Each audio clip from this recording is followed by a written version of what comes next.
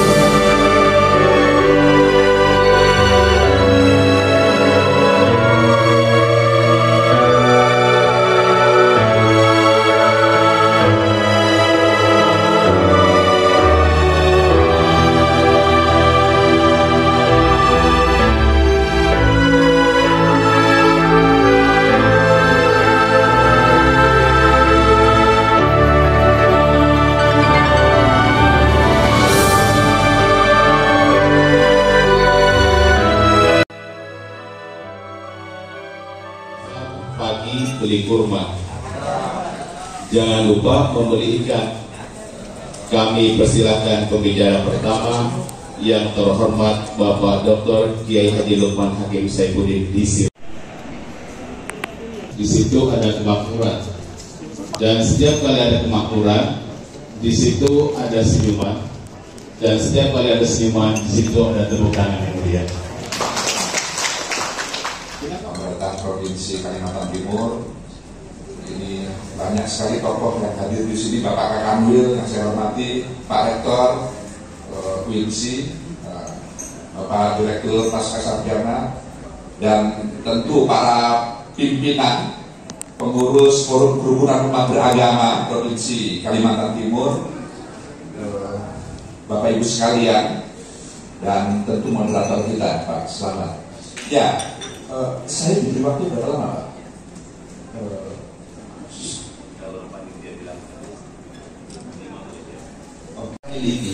Mengapa? Karena berbicara tentang moderasi beragama itu tidak ada akhirnya, tidak ada ujungnya, tidak ada batasannya. Karena moderasi itu proses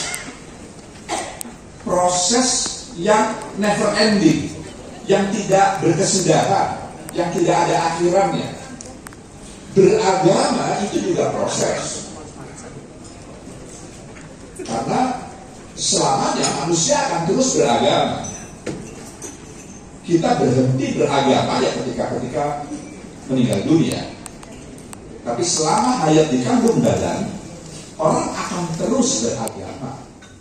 Apabila di Hotel Bumi Senyur Samarinda digelar fokus group discussion, dialog kerukunan, moderasi beragama dan kepemudaan lintas agama merupakan sebuah gerakan antusias dan perlu menjadi perhatian bagi masyarakat Kalimantan Timur, terkhusus untuk kepentingan Indonesia pada umumnya dalam rangka menyambut Hari Nusantara 2024. Siapapun yang merasa sebagai bangsa atau warga atau rakyat Indonesia terhitung hingga hari ini, tetaplah mengakui bahwa Nusantara sudah terlahir sebelum Indonesia ada, sehingga peringatan Hari Nusantara dianggap menjadi penting untuk dijadikan perenungan semesta agar kesadaran hidup berbangsa dan bernegara wajib dimiliki bagi setiap anak bangsa tanpa membedakan status sosial, mau pejabat atau rakyat, mau orang tua renta atau anak muda. Bicara Nusantara bukan masalah suku, agama, ras atau antar golongan, melainkan sebagai peringatan tak akan pernah ada hari ini tanpa dibangun oleh